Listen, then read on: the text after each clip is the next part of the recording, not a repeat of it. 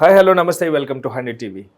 ప్రస్తుతం నాగ చైతన్య అలాగే శోభిత ధూళిపాళ్ల వివాహం అంగరంగ వైభవంగా జరిగింది. అయితే మధ్యలో బాధపడేలాంటి కమెంట్స్ పెడుతూ, అది కూడా విడిపోయిన తర్వాత సమంత గారు నో లవ్ లైక్ షాషాస్ లవ్ అంటూ వివాహం తర్వాత చిక్కుల్లో అలాగే బాధపడేలాంటి ఇలాంటి కమెంట్స్ పెట్టడం ఎలా చూడాలి, దానికి సంబంధించినటువంటి మ్యాటర్ మనతో సినీ అనలిస్ట్ జగదేవ్ గారు మనతో ఉన్నారు, అడిగి తెలుసుకునే ప్రయత్నం. నమస్తే అండి. నమస్తే. సో ఎట్టకేలకు నాగ చైతన్య గారికి శోభిత ధూళిపాళ్ల గారికి అంగరంగ వైభవంగా వివాహం అయితే జరిగింది. జరిగిన తర్వాత ఆల్రెడీ విడాకులు తీసుకున్న సమంత గారు ఈ కమెంట్ చేయడం ఎలా చూడాలి? అది కూడా కుక్క పేరుతో కమెంట్ చేయడం. అంతేగా కామెంట్ చేసింది. పైగా పెళ్ళైన మరుసటి రోజు పెళ్లి రోజు కామెంట్ చేయలేదుగా. పెళ్ళి ఇప్పుడు ఎందుకు 4th రా 5th ఎప్పుడు ఎందుకు పెళ్ళైంది? 5th ఆల్మోస్ట్ ఒక 3 days అవుతుంది. 3 days అయిపోయింది. 4th day. సో ఇప్పుడు చేస్తే దీన్ని ఎలా తీసుకోవాలనుకుంటే ఆమెకి ఎందుకు బాధ అనిపించిందో, ఆమెకి లేదంటే ఆమె క్యాజువల్గా పెట్టిందేమో. ఎందుకంటే జనరల్గా అందరూ చెప్పేదంటే కుక్క కన్నా విశ్వాస పాత్రులు ఎవరు లేరు ఈ భూమి మీద అని చెప్తారు. బట్ దాన్ని కూడా నేను ఖండిస్తాను. మా గురువు గారు ఉండేవారు సూరిబాబు మాస్టర్ అని, ఆయన అట్లాగే చెప్పేవాడు. కుక్క విశ్వాసం అంటారు, ఏముంది? ఫర్ ఎగ్జాంపుల్ దానికి చేరదీసాం, బిస్కెట్ వేసాం, మనతోనే ఉంటుంది. సరే మనం ఊరు వెళ్ళిపోయాం, వదిలేసాం. పక్కింటోడు అరే పాపం దానికి ఏం పెట్టట్లేదని చెప్పి ఒక 4 కంటిన్యూస్ మనం 10 రోజులు రాలేదు, ఒక 4 రోజులు వాడు ఆహారం పెట్టాడు. 5వ రోజు ఆడికి కూడా విశ్వాసంగా ఉంటుందిగా, ఉండదా? చెప్పండి, ఉంటుందా ఉండదా? ఆబ్వియస్లీ. అంటే సరే మనకి ఏదో చూస్తున్నాడులే అని ఫీల్ అవుతుంది. సో ఆయన ఇలా వాదించేవారు అనమాట. అంటే నిజంగా చెప్తున్నా, ఆయన ఆ ఇచ్చిన కాన్సెప్ట్ని చదువుకునే రోజుల్లో ఎలక్ట్యూషన్ అంటారు, అదే డిబేటింగ్ అంటారు, వాటికి పోటీ వక్తృత్వ పోటీలకి మాట్లాడితే నాకు అప్పుడు ఫస్ట్ ప్రైజ్.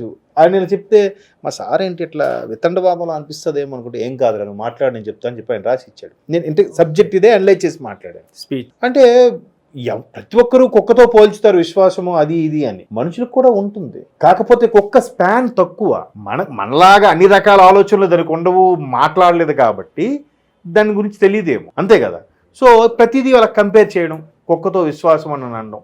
ఇప్పుడు చాలా మంది ఏం చేస్తున్నారంటే కుక్కను పెంచుకుంటున్నారు, దాని స్పాన్ 10 to 15 years మధ్యలో, కొన్ని 10, కొన్ని 12, మహా అయితే 15, 18 కూడా నేనైతే చూడలేదు.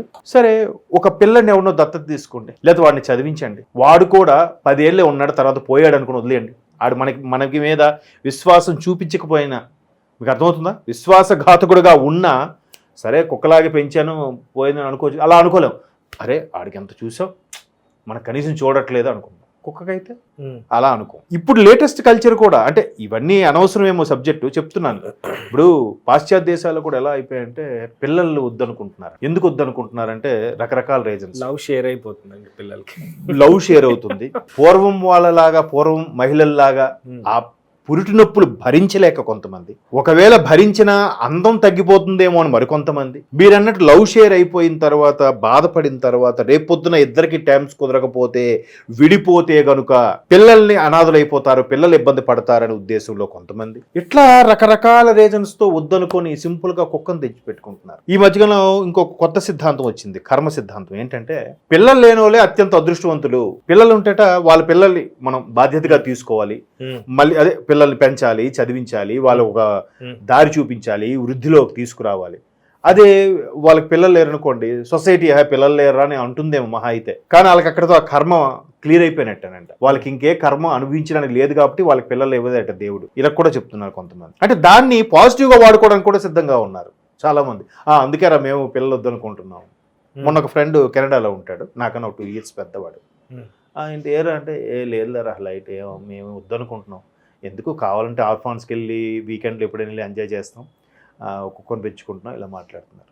ఇంకా వాళ్ళు చెప్పే పరిస్థితి, వినే పరిస్థితిలో లేరు. ఎక్కడ ఈవిడ కుక్కతో కంపేర్ చేసిందంటే తనకి ఇప్పుడు సింగిల్గా ఉంది, తోడు లేదు కాబట్టి, తనకు తోడుగా అది ఉంటుంది కాబట్టి, మేబీ తనకి అంత ప్రేమగా అది చూస్తుంది కాబట్టి అదొకటి దర్శనం. రెండవది చైతన్య గారితో విడిపోయారు కాబట్టి, ఇంకా ఇప్పుడప్పుడే పెళ్లి ఆలోచనలు అటువంటివి లేవు అని అంటున్నారు కాబట్టి, the one and only option ఆ మోగ జీవితోనే గడిపితే ఆ ఆనందం వేరు. చాలా మంది కుక్కతో బాగా అనుబంధం ఉన్న వాళ్ళు చెప్పేది ఏంటంటే, అసలు మనం సాడ్గా ఉన్నా భలే కనిపెట్టేస్తుందండి, అవన్నీ చెప్తుంటే చాలా మంది నేను ఎక్స్పీరియన్స్ చేశాను, అంటే చూశాను దగ్గర నుండి. సేమ్ మనిషిలానే ఉంటుంది, మనిషిలాగే అన్ని ఈ ఆల్మోస్ట్ ఒక 220 పదాల వరకు తను గ్రాస్ప్ చేయగలుగుతుందట మన వర్డ్స్ని. 220 ఇంకా స్మార్ట్ అయితే ఇంకా ఎక్కువ పదాలే ఉపయోగం ఉంటాయి. సగటున ప్రతి కుక్క కూడా ఒక 220 పదాలని గ్రాఫ్ చేసి దాన్ని అర్థం చేసుకోగలుగుతుంది. నెక్స్ట్ మన ఫీలింగ్స్, తర్వాత దానికి ఫ్రీక్వెన్సీ కూడా మనకి 20 to 20,000 హెడ్జ్ వరకు ఫ్రీక్వెన్సీనే మనం వినగలుగుతాం. 20 లోపు వినలేము, 20,000 పైన ఉన్నది వినలేము. అది ఆల్మోస్ట్ ఆల్ 50,000 1 lakh వరకు ఫ్రీక్వెన్సీ వినగలుగుతుందంట. సో దానికి అందుకే ఎక్కడెక్కడే సౌండ్లు వచ్చినా మధ్యలో వేసి అరుస్తూ ఉంటుంది. మీరు అబ్జర్వ్ చేశారు. అది వాసన, స్మెల్ కూడా డిఫరెంట్ సౌండ్స్ ఆఫ్ సౌండింగ్స్ కూడా పసిగడుతుంది. ఇప్పుడు మా ఫ్రెండ్, మా సార్ ఒక ఆయన ఉన్నాడు, ఆయనకి వెహికల్ మీద ఆయన వెళ్తే ఇంకా వీధి చివరన బైక్ ఉందనగానే లేచి అరుస్తుంది. అదే నేను సేమ్ బైక్ నాది, అదే కంపెనీ బైకే, బట్ నేను వెళ్తే మాత్రం అదేం మారదు. చూడండి ఎంత ఆ చిన్న మైన్యూట్ వేరియేషన్ కూడా పసిగడుతుంది. ఓకే, సో అందువల్ల ఆమె ఇట్లా సింగిల్గా ఉండడం వల్ల ఈ పోస్ట్ చేయొచ్చు. బట్ రీసెంట్గా చైతన్య మ్యారేజ్ అయింది కాబట్టి చూసిన ప్రతి ప్రేక్షకుడు, చూసిన ప్రతి సమంత గారి ఫ్యాను దాన్ని ఈ విధంగా ఆపాదించుకుంటున్నారేమో నా అభిప్రాయం. ఆవిడ జనరల్గా పెట్టుండొచ్చు. అంతకుముందు కూడా నేను కొన్ని చాలా కాస్ట్లీ గిఫ్ట్లు ఇచ్చాను, చాలా వేస్ట్ అయ్యాయో సంథింగ్, పోగొట్టుకున్నాను అన్నట్టు కూడా ఒక పోస్ట్ పెట్టారు. ఆ తర్వాత ఒక రకమైన సైకలాజికల్ డిజార్డర్తో ఏదో ఇబ్బంది పడ్డాను, తర్వాత ఈషా ఫౌండేషన్కి వెళ్ళాక చాలా చేంజ్ వచ్చిందన్నారు. మేబీ అంటే ఇప్పుడు ఈయన విడిపోయిన తర్వాత సరే అక్కడికి అది ఇప్పుడు 4 గోడల మధ్య జరిగింది, ఎవ్వరికి తెలియదండి. ఎవరిని జస్టిఫై చేయలేము, ఎవరు తప్పు ఎవరు ఉప్పు అని కూడా అనలేము. ఆ 4 గోడల మధ్యన వాళ్ళిద్దరికీ తెలియాలి, వాళ్ళిద్దరికే తెలుస్తుంది కూడా.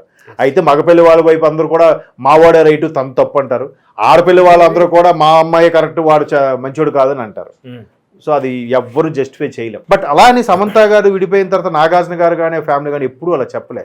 విడిపోయిన తర్వాత కూడా తను ఎప్పుడు నేను ఒక కూతురులాగా ట్రీట్ చేశాను, మాలో కలిసిపోయిందని కూడా నాగార్జున గారు ఒకసారి ఎమోషనల్ పోస్ట్ కూడా పెట్టారు.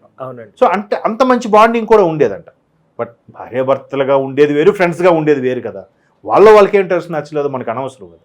సో విడిపోయారు, ఆయన ఇంకో లైఫ్ చూసుకున్నాడు. ఇమీడియట్ కొంతమంది ఏంటంటే ఇమీడియట్గా ట్రాన్స్ అవుతుంటారు, రీప్లేస్ చేయాలి కాబట్టి చేశారు కాబట్టి, లేదా మేబీ ఆయన త్వరగా దొరికిందేమో రీప్లేస్, బట్ ఈమెకు దొరకలేదేమో రీప్లేస్, లేదా ఈమెకు ఆలోచన లేదేమో, చెప్పలేం కదా. సో అట్లా ఏదో ఈవిడ పెడితే పెళ్ళైన 4 రోజుల తర్వాత పెడితే ఆ పోస్ట్ని దీనికి ఆపాదించుకోవడం అనేది ఎవరిష్టం వాళ్ళది. బట్ ఆవిడేదో సరే ఇప్పటికైనా నాకు ఒక తోడు దొరికింది, ఒక మూగజీవైనా ఉంది అనే ఉద్దేశంలో గర్వంగా చెప్పే విధంగా, నలుగురికి తెలిసే విధంగా పెట్టిందేమో. అంటే ఆలోచించే మైండ్లోనే దాన్ని ఎలా తీసుకోవాలంటే అలా తీసుకోవాలంటారా? ఎగ్జాక్ట్లీ. ఎందుకంటే నేనైతే అసలు నేను అది విషయమే పట్టించుకోను. మరొకడు చూసి ఆహా నువ్వు అమ్మాయిని పెళ్లి చేసుకుంటే నేను కుక్కని తెచ్చుకున్నాను చూడు, నాకు మనుషులతో సంబంధం లేదు, మనుషులను నమ్మి విసిగిపోయాను, అందుకే కుక్కనే నమ్ముతున్నాను, మూగజీవిని నమ్ముతున్నాను కూడా అనుకోవచ్చు. లేదా కుక్క అంత విశ్వాసంగా మనుషులు ఉండట్లేదు కాబట్టి ఈ కుక్కనే పెంచుకుంటున్నాను అనుకోవచ్చు. అది కాక లేదు నేను డిప్రెషన్లోకి వెళ్లకుండా నాకు ఒక తోడుగా ఉండాలని అంటే ఇదే నాతో ఎప్పుడు ఉంటుందని నేను తెచ్చుకున్నాను. పాజిటివ్ అయితే పాజిటివ్, నెగిటివ్ అయితే నెగిటివ్. ఇప్పటికిప్పుడు ఇక 4 వెర్షన్లు చెప్పాను నేను.